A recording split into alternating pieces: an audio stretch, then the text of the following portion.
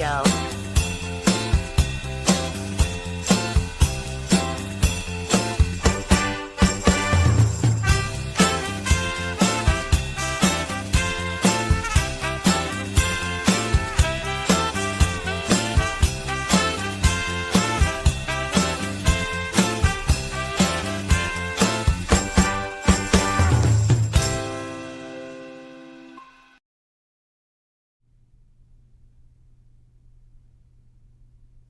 Welcome to the Bobby O Show.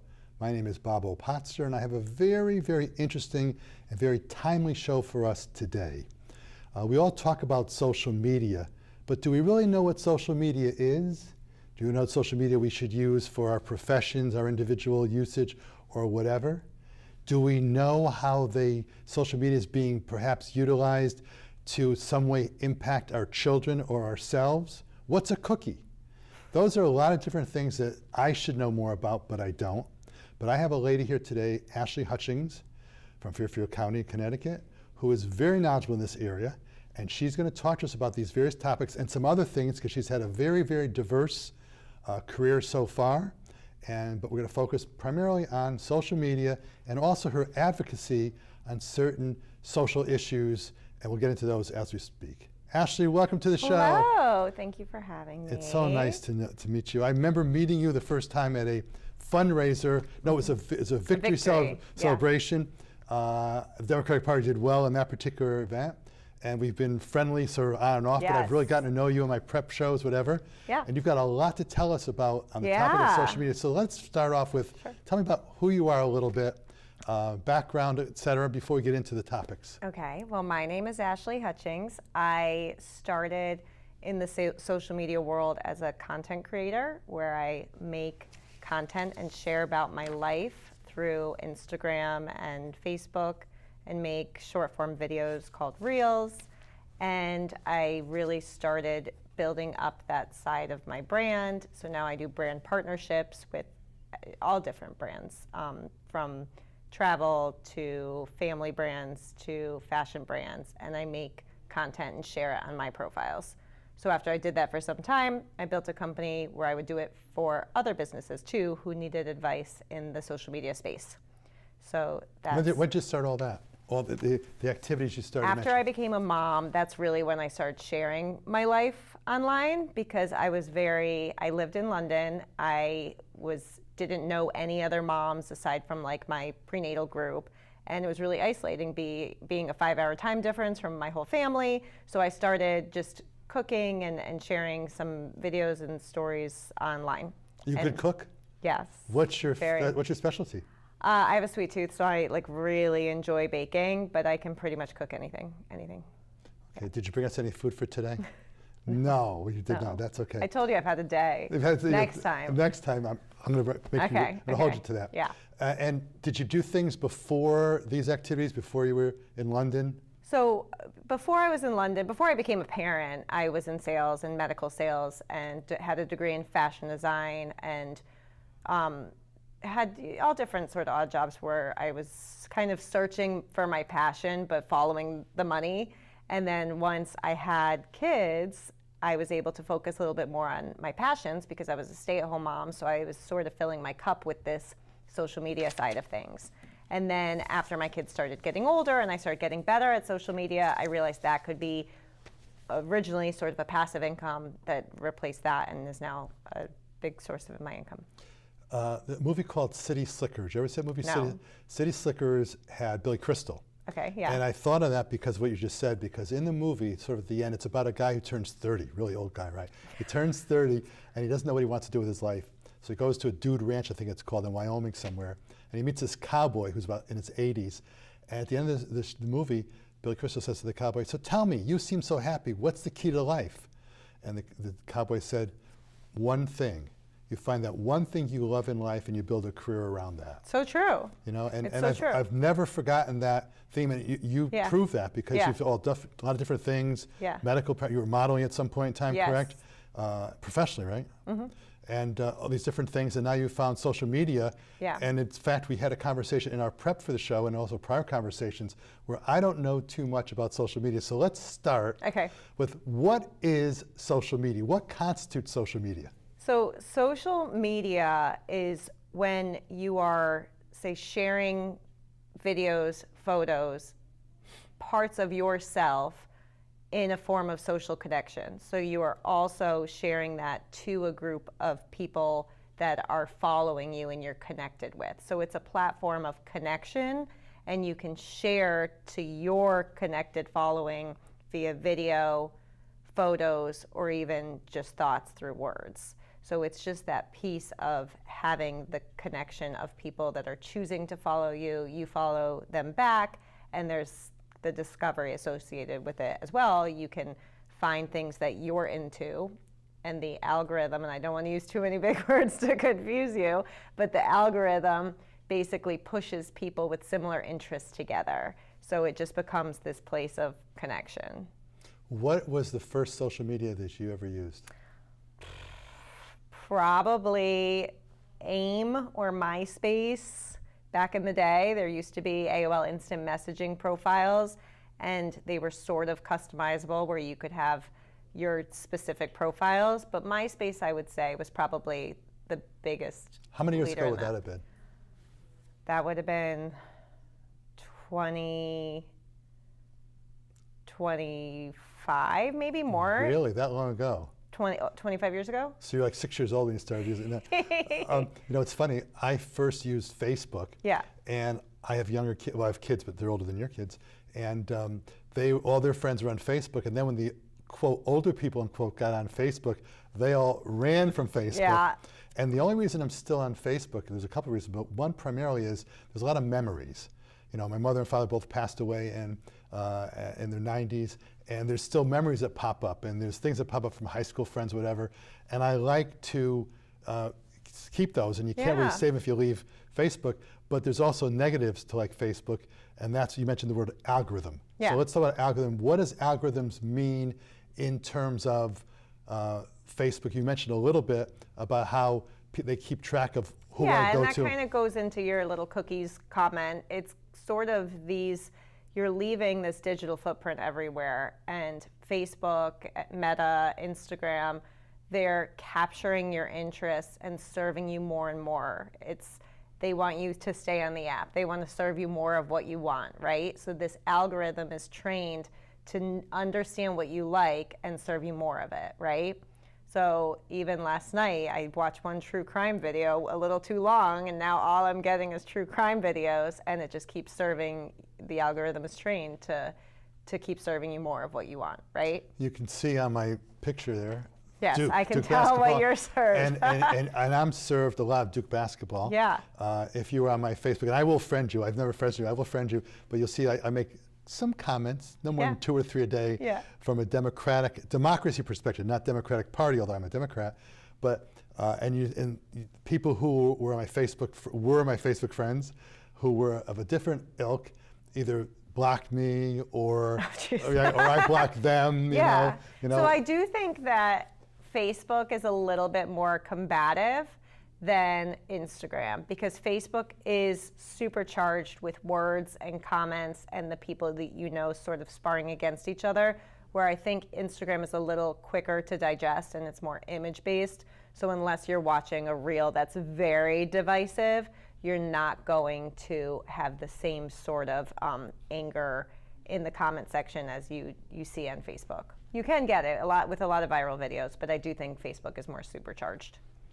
When my daughter had her first child, my older grandson was 4, I was told specifically, Dad, you cannot put any pictures on Facebook. She's a teacher and doesn't want, and I respect that. Yeah. I think it's funny that yesterday this fellow named Marsh, who's being considered for the Federal Reserve Board, was asked the question of, tell us one thing about Trump that you don't like, and he couldn't give an answer. And I laughed at that because there was a Republican who was on my Facebook and he was making these comments, and I said, tell me one thing that Trump has done wrong so far. And his response was, well, Joe Biden did. And and you can tell that the algorithm is a bad thing in some respects because it limits what you see. You don't see other perspectives. Do you have any thoughts about that, about how there is sort of a focus and a limitation of things on Facebook that you don't see the other side of the coin? I think you definitely need to anyone going into social media, like you need to understand that social media is not reality. And I think that is an important thing to teach. Like when it comes to things like that, you're not getting the full story. Things are manipulated to get you to believe certain things or be painted in a certain light. And if you're served up all of that sort of information, you're probably not going to equally get served up the other side. You're eating up your political side, and you won't be served in a fair and balanced, independent, unbiased way, right? So I think it is important to understand for either politics or younger generations in terms of beauty image, like you need to really try to have a handle on what you're getting served is not the full scope of anything, right? When you say beauty image, is that like movie stars who are size -0, and that kind of thing, and young girls, for example, might say, well, that's what I should look at, as opposed to like a quote normal unquote person? Yes, but like movie stars aren't really as much of a thing anymore because of social media. Anyone can sort of be a movie star. So it's more about the influencers, right? You see a lot of movie stars, but social media is full of so many kind of manufactured influencers and creators. And you just have to remember that these things can be filtered. These could be made up people for all you know, right? We're going to get into that a little bit. And with cosmetic surgeries and everything, like you have to just really have this message, I believe, have a message of like what is natural and what is fake. And I think you should be transparent about that. This nose is real. It's been broken 4 times, and I've never had anything done to it because this is my nose. And your finger too. You've had a lot of broken bones. Yeah, I've played a lot of sports in my day. Yeah. You talked a little bit about Facebook, you talked about, and you mentioned Instagram. Tell me, in terms of the most popular kinds of social media that are being used now, by let's say the people who are in their 40s versus the people who are in their 20s versus people in their 60s. So, I'm in my 40s. Instagram is my... No way, you're not 40. You know what you're 40. She paid me $50 to say she was in her 40s. No, I'm in my 40s, and my platform of choice is Instagram. And Instagram is the leader in platforms right now. Like that has replaced Google and the amount people use it to search for new restaurants or activities or things to do. I was just in Houston this past month or a couple weeks ago, and that's where I search for things to do with kids. Really? So Instagram, it's not just pictures of things it's just, you also look for a lot of activity. Because everything is now, the algorithm is so smart. There's videos where it's not just seeing a single photo, it's just these short form videos like top 5 things to do in Houston with your kids, and they're really easily digestible visual items that you can quickly say yes or no, that looks like it fits with my family or not. So that's now how I search for vacation things, restaurants, activities in the city. Yeah. I don't like to use the Richfield City website, whatever they call it, on Is it Facebook? I guess it is. Facebook is where they have a lot of Facebook groups per town. Okay, they have one for Richfield. And I don't like to use that because I don't like when it says, tell me who's a good divorce lawyer, right? And you'll see names, and you'll see someone say, well, I had a bad experience with so-and-so. Yeah. Or they ask about a restaurant, and I had a bad experience with the restaurant, and the person who owns the restaurant, the person who is a social media expert, doesn't really have the ability to comment about it. And sometimes you don't know if people are setting up the question to get more clients and customers and things. Oh, yeah. Well, that, and you also don't know if the restaurant next door is the one leaving those negative comments just to slander, So you don't really know. But I think anyone with a level head that has been in social media for a long time can understand that there will always be negative comments, there will always be positive. Take the good and the value for what you can, sort of thing. I've always advised clients who'll call me and say, hey, someone gave me a negative review on my dental practice, for example. And my response is, don't even respond. Because there's an old expression, if you tell a lie often enough, it becomes a truth. And if you see a bad letter to the editor, for example, ignore it, because if you write something about it, then now it's been seen a second time. And the person responds you don't want to add fuel to it. I totally agree with that. I didn't realize Instagram was more, you've taught me a lot in the I think you need to sign up for Instagram, is what I think. Okay, we're going to have to, that's right. Now, how about professional things? Now, you said 40s, people in your 40s are still using Instagram now. Yes. How about people who are older, like in the 60s? What are they using? I think you have a lot of people on Blue Sky and on Facebook and on LinkedIn, on Reddit forums. There are all different forums and platforms that people use. Well, anywhere Nicole Wallace is and she's on Blue Sky, Well, I will follow that.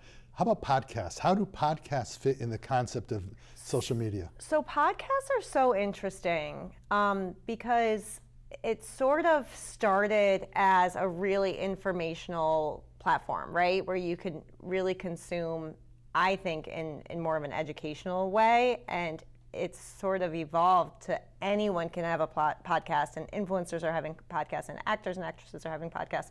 So there really is just a podcast about anything that you want to consume. Yeah, when I walk almost every day, and you see me in town, I'll walk from Starbucks past City Hall to the Weston Road, East or West, wherever it is, and back. It's like a 4-mile walk. Yeah. And I'm usually listening to something. Yeah. I listen sometimes to the Bobby O Show because I find it very fascinating. But that's something I do, listen to podcasts. Yeah. But there are now so many podcasts Yeah. that it's just hard to decide what you want to do and what you want to listen to. Do you have a podcast?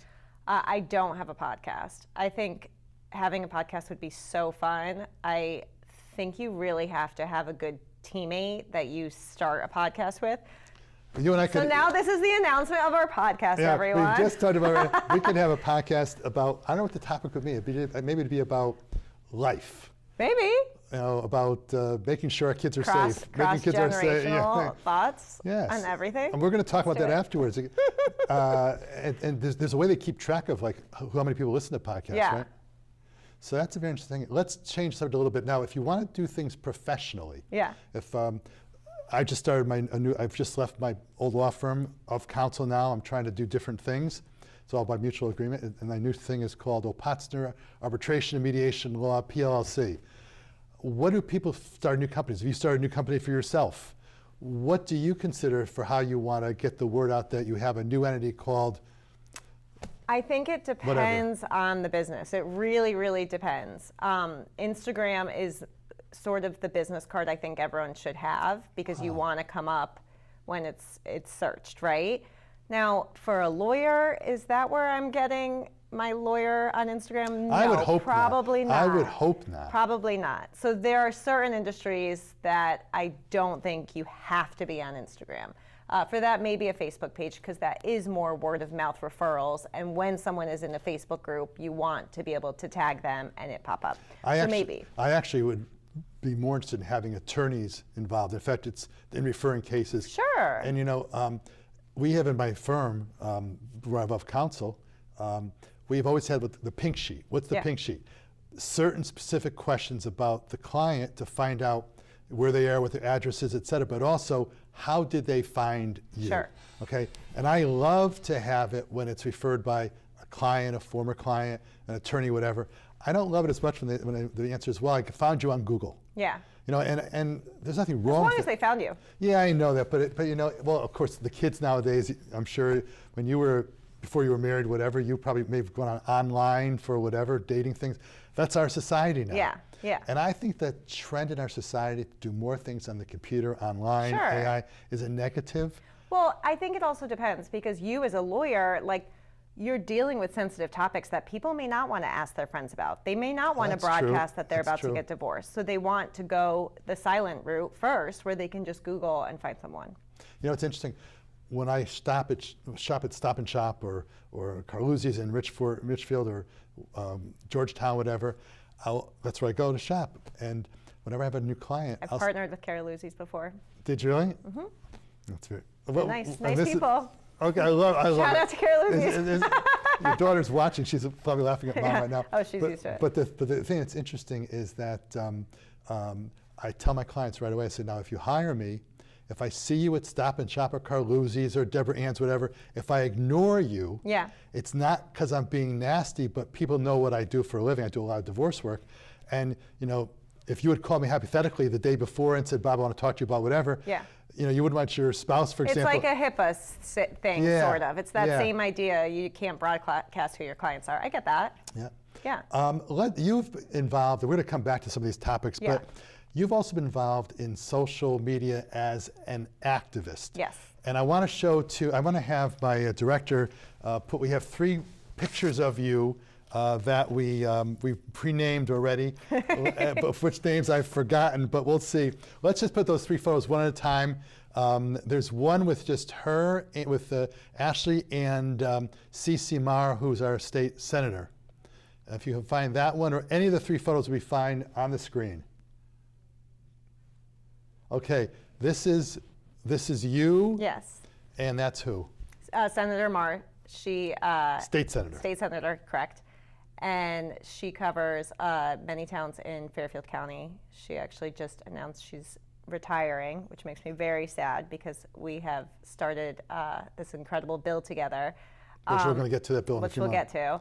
But so yes, I think to sort of go back a little bit, my social media connected me with so many people. And when you're on social media, their issues become really apparent to you because you're seeing posts about it. You're seeing real life pain. Like people share a lot on social media. So it really does make you realize that your platform, when you gain a lot of followers, can do good work and connect with people on a broader level, right? So I think that's where my advocacy started, when I realized I had this platform that could reach people, and I didn't want it to only be about fluff, about sharing links to shoe discounts, So right? we're going to get to that. So that's how it kind of happened. And keep the word cookies in your mind. I'm going to come back to cookies in a minute. Let's see the next picture we have. These are also for websites. I don't do anything on the websites. Okay, now here's a picture with you with 6 ladies. So again, State these Senator are, Kushner's yes, right? And yes. Amy Berger-Javallo. So, yes, so those are the 2 state senators that we have in this section of Fairfield County, Julie Kushner and C.C. Marr. And then Wilton and Ridgefield State Representative is Savick Constantine, and Ridgefield State Representative Amy Berger-Javallo. Amy's to the left of you, She's correct? right next to me, yes. So it's me, Amy, Savick, Julie, Cece, and then that's Corinne Arasa, and she is the founder of Patina, which is a furniture company, and she is an incredible entrepreneur, and she's on the ECDC for the town of Ridgefield. The what is that, ACDC? The Economic Development Thank you. and Culture District Development, and the farmers market she brought to Ridgefield. So she's done like incredible things for Fairfield County. And what was it? What was this event? Was there a particular event? So this was a pro-choice brunch that Corinne and I co-hosted, and that was to bring awareness to the telehealth extension of the SHIELD law. So the SHIELD law allows Connecticut physicians to treat people out of state in states that have total or near total abortion bans. So you could come to Connecticut and get treated by a provider, and they are protected to treat you. But so The provider's protected. the provider's protected. So this extension to the SHIELD law protects them via telehealth. So telehealth means that they could see someone in a southern state and maybe get abortion pills by mail. And that is sort of an extension to the protection, but you could reach so many more women in need if you could see them via telehealth. Because desperate women that maybe need an abortion, say, may not have the resources to get to Connecticut or to a state that doesn't have a total or near total ban. Is the SHIELD law a federal or state law? The SHIELD law is a state law, and that's why it's a Connecticut focus that we are trying to extend the Connecticut. So Massachusetts has already approved the telehealth component, and Connecticut is now trying to approve the telehealth component in this session. Okay, so the telehealth part is not currently a statute? Not currently. The SHIELD law is the telehealth extension is what we're trying to bring awareness to and hope that everyone votes for it in this session. And was this done before Roe versus Wade was overturned or not? This was done last month. Oh, last month? Yeah. You know, the thing about the whole Roe versus Wade thing, not to get political, and people say, oh, I don't want to get political, but a lot of these issues are not political in my mind. It's constitutional. Yeah. You know, and I remember studying Roe versus Wade when I was in law school, and I always had one troubling point about Roe versus Wade, and that is that people misread Roe versus Wade. And I think it's a case that everyone should read. I've read it probably 50 times. Yeah. Because it's really interesting about the historical aspect of abortion and what it was like in Roman times, and very fascinating stuff. But I've always believed that there was no need. I'm not a constitutional lawyer, but I do think, and I'm a free thinker, as you probably know. And Roe versus Wade, when they had the trimesters, when you could have it, when you know, those kinds of issues, medical treatment is much different in the 1970s when Roe versus Wade was decided as it is in 2020s. Mm-hmm. And all that had to be done in my mind, and the Supreme Court theoretically, I'm not meaning to lecture you, but the Supreme Court has always traditionally want to be a minimalist. And that is, if you fall down on my backyard and there was a lawsuit that got, for whatever reason, got to the Supreme Court, which would be very hard to do, but if it got there, they should talk about the one issue, maybe that I knew that there was a hole there and I didn't fill it, for example, then the whole theme about falling in a hole, okay? In Roe versus Wade, all that had to be done if there were a desire to limit the rights to abortion, say, well, you know, things are different now. We'll have that picture in a moment. Things are different now medically, so therefore the fetus may be more viable instead of X months, X plus 3 months. And that's all that had to be done if there was a desire, if you're being minimalist. Yeah. But that's not what happened. Yeah. And that's what's led to you doing your wonderful work. Yeah. And you decided to get involved. By the way, what's this picture what you have on the screen? Oh, this is just a shot for my company, just a branding shot, but my company's called In Town Social. So Mom Uptown is my creator brand, and then In Town Social is my social media management company where I manage social media for other businesses. All right, we'll talk about that in a second. So getting back to the Roe versus Wade thing, that's the thing that concerned me, is that there were ways to be more minimalist involved. And now we have a situation where I guess your thing is, your SHIELD law and the new law we're considering is if someone from Texas wants to come to Connecticut or needs help in Connecticut, it shields the doctor? Yeah, so, but this extension is if they want to have a telehealth appointment with a doctor in Connecticut. So if you were desperate and needed an abortion pill, could you have a telehealth call with a Connecticut provider and get those by mail? And this law will protect providers so they could do that. Insurances will be a different issue, whether it's covered, you know, things like that. But it's just really important that women have access and rights, and it shouldn't be based off of where they live, because it's really dangerous to see what's happening to pregnant women. Like, it's really sad. I have a difficult time understanding why women's rights are under attack.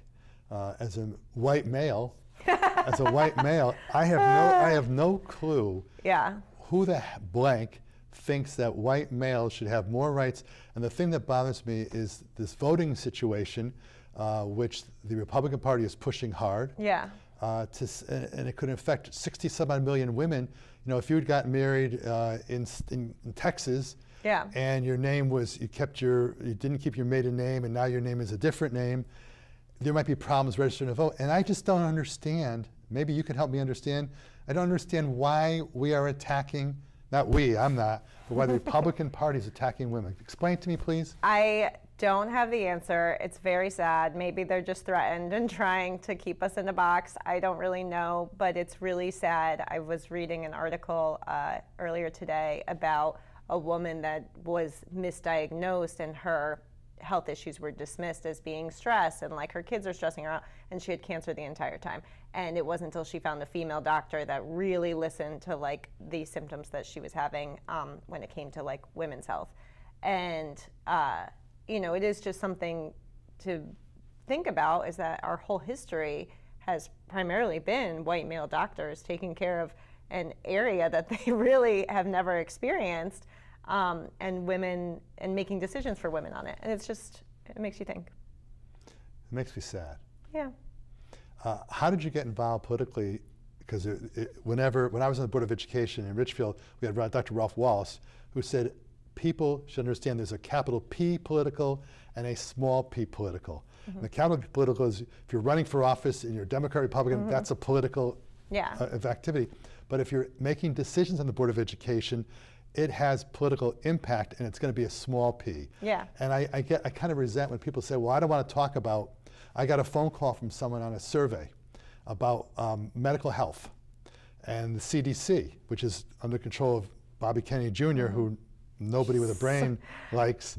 Did you see his video? Oh, it's terrible. With Kid Rock? No, I didn't see that. Because you're not on Instagram. Oh my goodness. You're going to help me. You're going to help me after the show? No, I have to Promise? tell you this. This was the most ridiculous video I've ever seen that our tax dollars paid for, and it was Kennedy and Kid Rock working out together in jeans, chugging gallons of milk, going in a cold plunge, and it was supposed to be some PSA about getting out there and getting physical. PSA being public service announcement? Yes, But the whole thing is, it's a mockery. I have to show it to you. So After Google not, that. not right after the show, but the next day you're going to help me Everyone get watching, it. You're going to Google help that. me on Instagram. Yeah. But what I started to say about the political part is that so this lady calls you for a survey. Yeah. And after about 3 or 4 questions, I said, you know, I'm not going to answer any more questions because Bobby Kennedy Jr. is a joke. And the lady says to me, oh no, this is not a political phone call. Ma'am, what they're doing to measles and vaccines. That to me is really, really tough to even watch and comprehend how people are following this. When we lived in New York City, when my daughter, my middle, I have 3 kids, my middle was a baby, and I'll just never forget that was the same time that there was a measles outbreak in Brooklyn that was going on because of an anti-vax situation there. And I just remember being so worried because I had a new baby at that time, and New York's small and things spread and things like that. And that was the first I had really experienced the measles taking over because people were not vaccinating, right? And now to see that trend is growing, it's just so frightening because as a new mom that just wants to protect your baby, and it's scary. It's scary. I remember when I was 5 years old, I went to Dr. Zanton, and he was the doctor who'd go to our house if the kid was sick, and I was always sick as a kid. And I think I took the polio thing. Was that a sugar cube with something in it? I think it was a sugar, whatever. That was acid. No, that wasn't. No. No, I wouldn't know about that stuff. Okay, that's another conversation. But anyway, but we took it, and when I was on the Board of Education, 9 years in Shelton, 6 in Richfield, if you didn't take your vaccines, you weren't allowed to go. It's for society. Yeah. So the thing I'm going to do before I transition out of this is, so how did you actually get involved in that group, the Shield Law? How did you get just? I think a lot of it has to do with my presence on social media. So it all ties back to I became a content creator. I have probably 25,000 followers across my platforms. 25,001 now. We have to download the app for you, but soon, very soon. And I think that when you have a platform, you can reach people, a greater amount of people on Instagram because you're posting to more followers, right?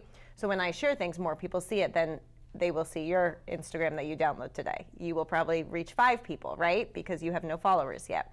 So I think that was part of the reason that people approach me with topics, right? People approach me with charities and different things all the time to share. Brands, advocacy, all different things, right? So I think because that all stemmed from me being a content creator.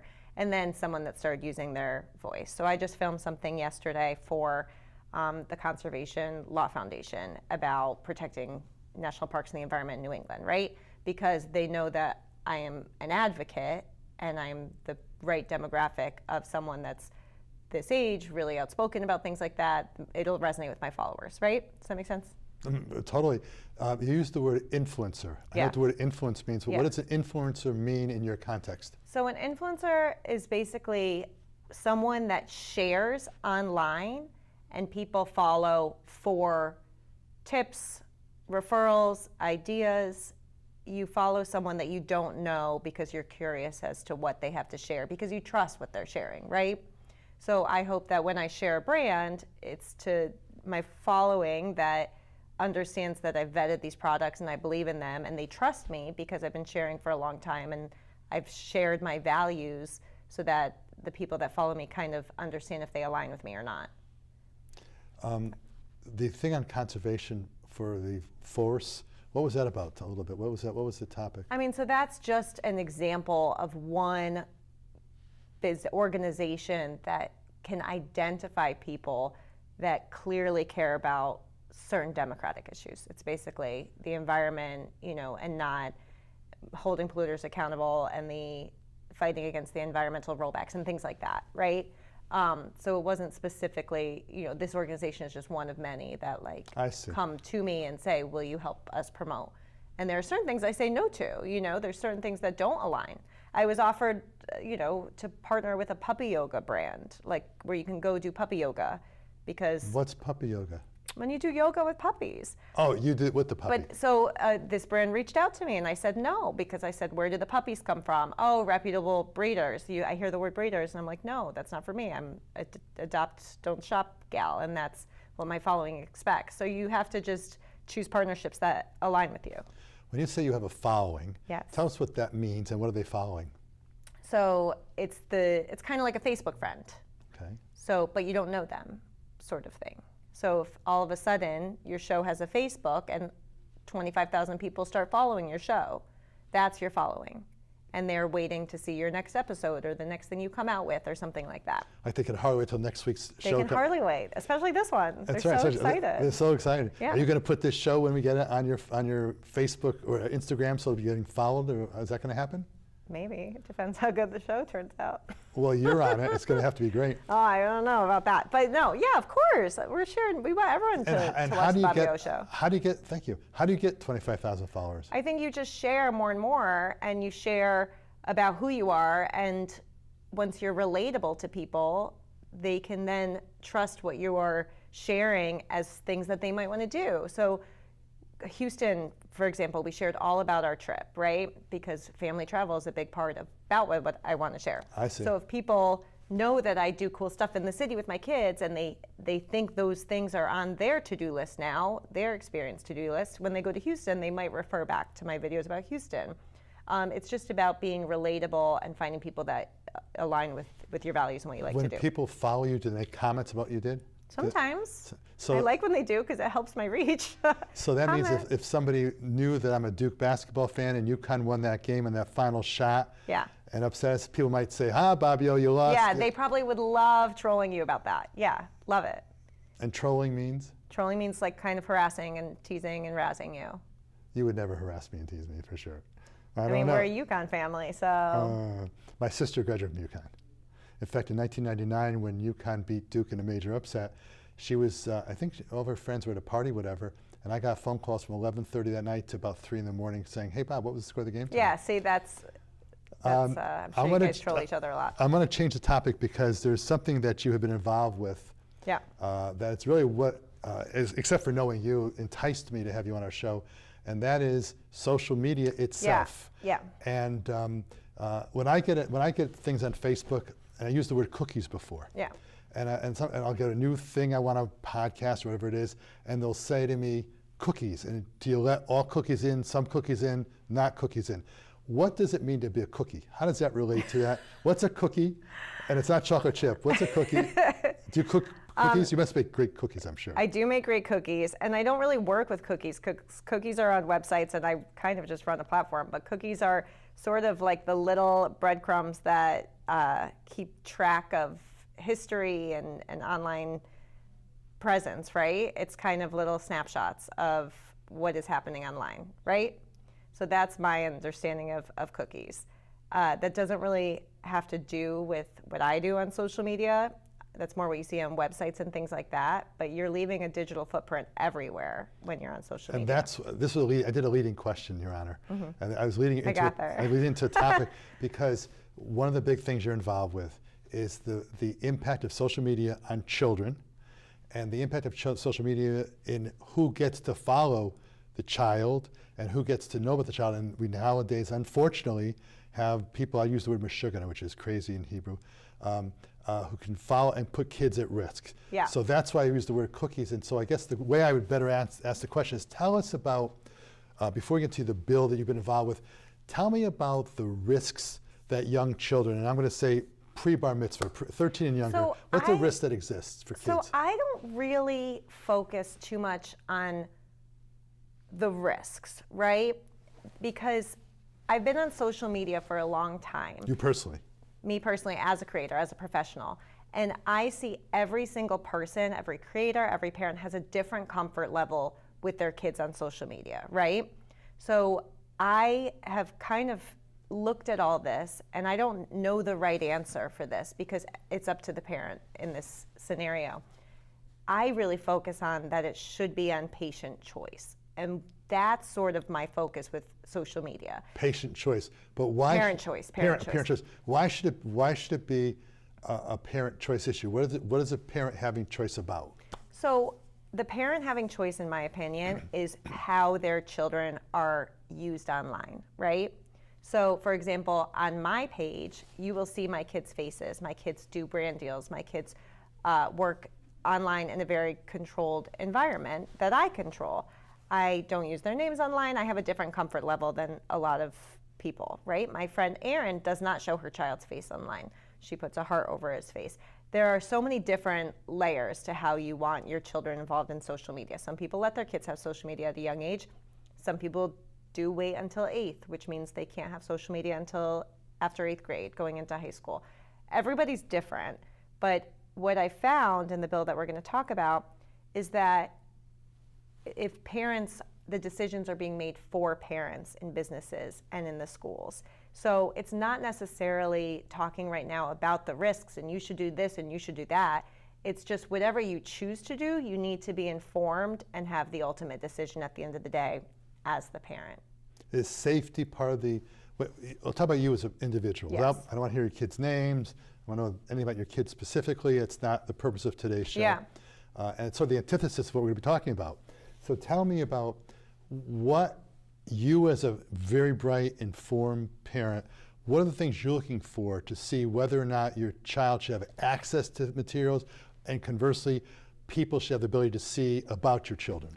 What are you looking for? So what really started this sort of, spearheaded this issue with the bill is I didn't want my kids' habits and schools and activities just openly posted online.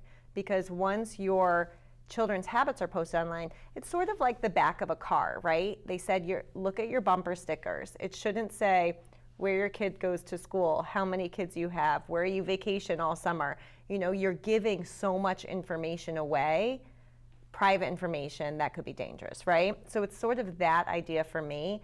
I control what I put on my page about my kids, but once all these companies are putting out things about my kids, that makes me less in control of protecting them, if that makes sense. Makes total sense. I had a Facebook friend who had a child who was transgender, and the child was younger than teenage. And there was a post about, positive about allowing your child to do this or helping your child, whatever. But then I put up a post saying to so-and-so, when your child turns age 15 or 16 or 17, that child may not want to have in his or her or their, whatever pronoun we use, background that people can see, well, wait a minute, this happened or that happened, and don't you, and I've seen parents talk about their kids have special needs and whatever, Sure. And I've told people, some clients even, I say, why do you put that on? Because it could hurt the child down the road, and people don't always think, it's sort of like Trump being transactional. Well, what about 5 years from now? Yeah. Do you have any thoughts about that?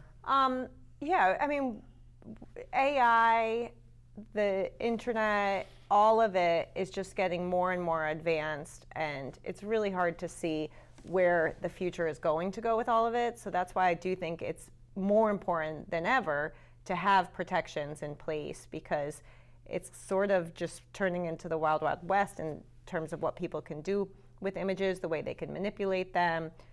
So I think if you're really, really concerned, less images about your children, the better, for sure. But my whole issue isn't really about what you're posting about your kids. It's about, are you aware of what's being posted about your kids? Critical differential, and thank you. that's what it is, really. So, let's transition to that. We'll come back a little bit later, because I do want to talk about the use of cell phones by kids, but that's not really where you want to go today, which is fine. No, because my kids are, 9, 7, and 5, and I don't really speak to anything that I'm not in yet. Like, my kids don't have cell phones now at 9, 7, and 5, but I'm not in that world yet. So I haven't had to say no to my kid yet. You know what I mean? So did I mentally make the pledge that I will wait till 9th grade? Yes, but I'm not in that world yet. 9th grade is your sort of. Yeah, I signed the wait until 8th, which is like after 8th grade. Signed, when you said signed, where? Like an online pledge, basically. There's a pledge like that? Yeah, it's called Wait Until 8th, and I think there are a couple other movements just to make sure kids aren't using cell phones. I was last on the Board of Education in Richfield in 2003, and then I decided that 15 years let someone else have an opportunity, because I thought it was a great, people who think about Board of Ed and say, oh, it's so much work. It's one of the best things I've ever done, because you can really, if you're objective and do what's best for the kids, not for yourself or for your own kid, which I saw too many people worried about, it's a great experience. Yeah. But I did go to a Board of Ed meeting when there was a discussion a year or so ago about cell phone usage in school and whether they should have the cell phones and not have the cell phone, Yeah. and the impact of the cell phone things. But let's come back to that later, because I want to get to your topic You have been involved, and we saw some of the people, the state senators. It's Yeah. not shown now. That's Bobby O doing. Want to do the Bobby O thing together?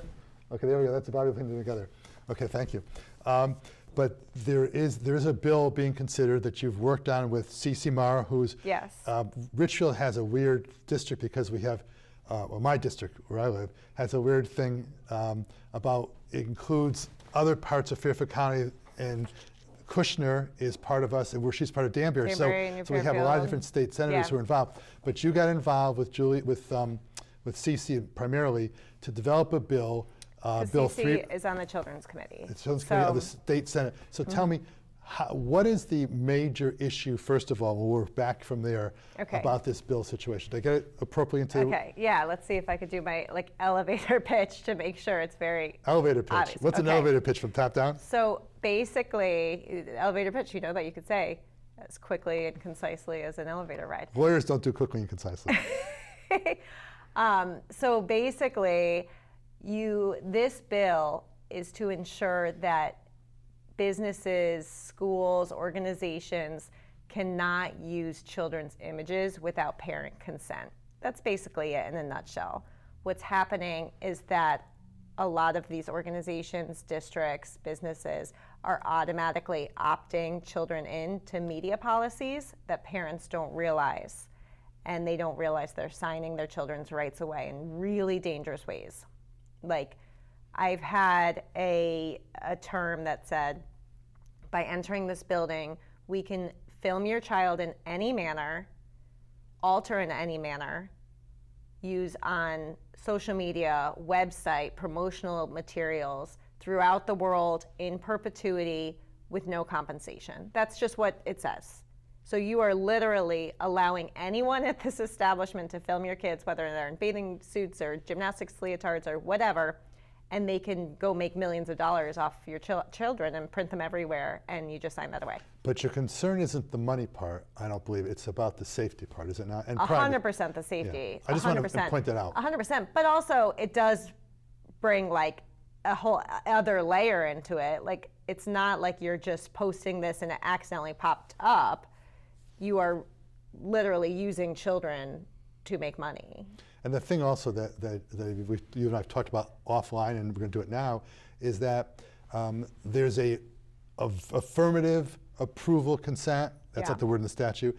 And then there's a hidden approval. And that's the real issue. I recently had to change my phone, do something on my phones, and something got messed up, and they said, well, you approved it. And I said, well, Yes. how'd I approve it? They said, well, you didn't check the box that said I don't approve it. Yeah. And Yeah. I'm saying my And class it feels action like, lawsuit. what do you call that as a lawyer? Like, it's not entrapment, but what it's is a it when contract it's... I call it a contract of adhesion, where like when you have an insurance policy, Yeah. you can't change the words on it, but it's But misleading. not only like a contract of adhesion where you can't change the words on it, but you're also expecting like the everyman in this situation where you're trying to get into gymnastics, you have a second and a half to read a 10-page waiver like you're an attorney. It's just not reality. It's kind of preying on like a more vulnerable population. And then it brings me to like, these are often like frazzled moms that are just trying to get their kid to a birthday party, and you are at Jumps in Danbury and you have to sign the waiver so quickly because they're late for the birthday party, and all of a sudden you signed your child's complete rights away. And it's just, no one realizes it's happening until, I worked in social media and I knew that what these words meant. I knew how dangerous they were. Did something happen that triggered you to this topic? So yeah, my school district, I found out my kids were automatically opted to be in your kids' in school, my kids' school district. I found out my kids were automatically being opted in, and it's Opted into like what? to being used on the Instagram, brochures, promotion, everything for a public school. So I had to look for the box to uncheck this, and it was buried. And then when I found the box, I'm in social media, so I knew to look for this. I found the box, and I found out I was the only person in the school that unchecked that box. And I know there are parents passionate about not putting their kids on social media. So it wasn't because they didn't care, it's because they couldn't find that box. And that to me was so sneaky. And in addition, once I unchecked the box, it said, just so you know, by unchecking this, your child may be at risk of losing scholarships, of this and that. And I'm like, so now because I don't want my kids on the district's Instagram, they're at risk of not being listed in the newspaper. So, and just kind of the threatening terminology I didn't like either. But so it made it realize that one, it should be affirmative consent. You should say, do you want your kids? Yes, click yes. You shouldn't automatically be opted in because no one can find that box. And then also maybe talk about layered consent. Like it's okay to put your kids' honor roll GPA in the newspaper, but that's different than promoting them on an Instagram, which is solely for marketing and generating money. If your kid scores a goal in women's lacrosse or something like that, that's fine, but it's a limitation.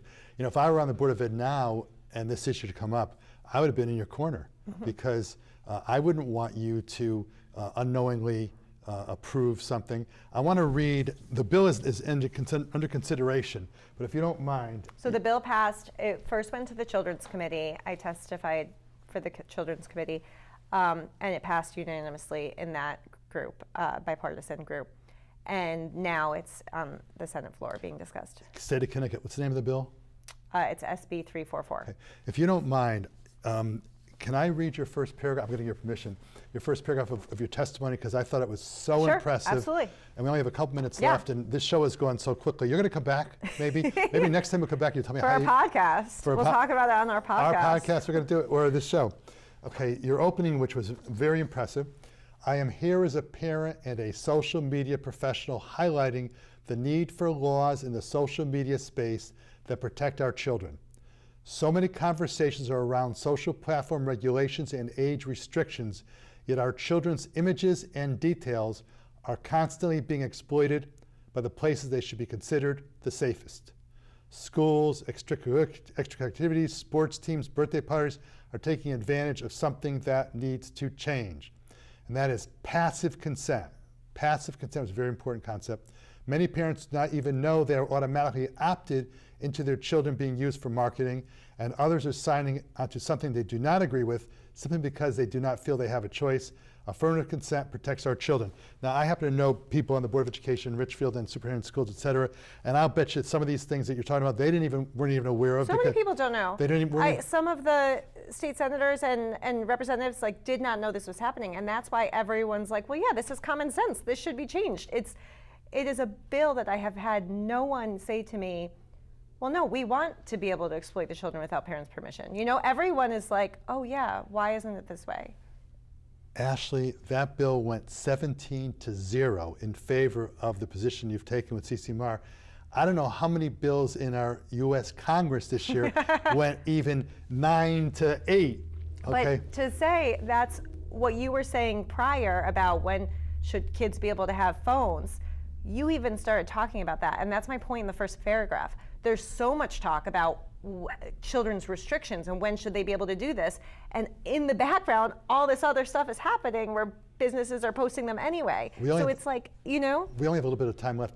Can you please, if people want to learn more about what you do, what you stand for, the bill situation, can you very slowly, and we'll do it twice. Okay. How do they find you?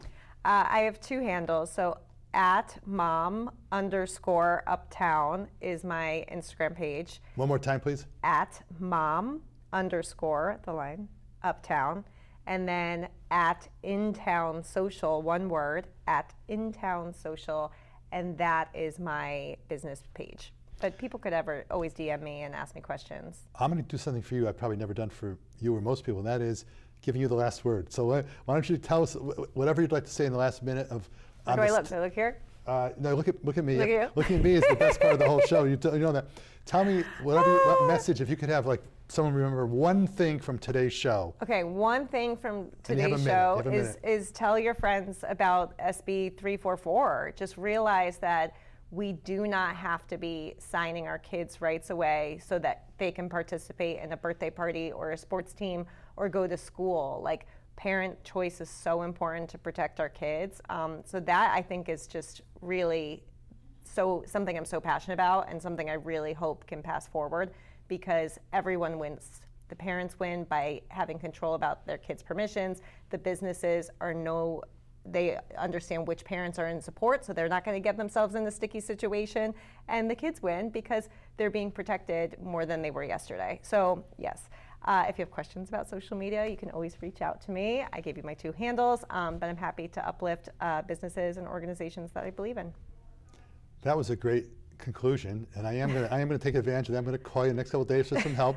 I also want to tell people that since CCMAR is not going to be running again, there's a primary coming up on May 18th, I think it is, and there's 2 candidates. One is Samantha Nestor, who's, I think, the first selectman in Weston, and there's another candidate running for the Democratic spot. I don't remember who that is.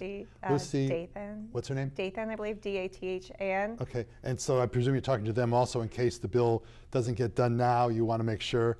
And there's also Amy Berger-Javallo, who's our state rep, involved. I want to thank you so very much. I've learned a lot from you, even more than you may realize. You've been a wonderful guest. Thank you for having coming. me. It's been my pleasure. And would you come back sometime, maybe? Totally, absolutely. And this time, hopefully, there won't be a car collision on Route 7 that makes you a little bit. Gosh, somehow what you a made day. it. Well, in any event. I need to just go home and hide. And hide. You've been excellent. Thank you very much for sharing a lot about your past and what you are. And you're doing a really good thing for our society.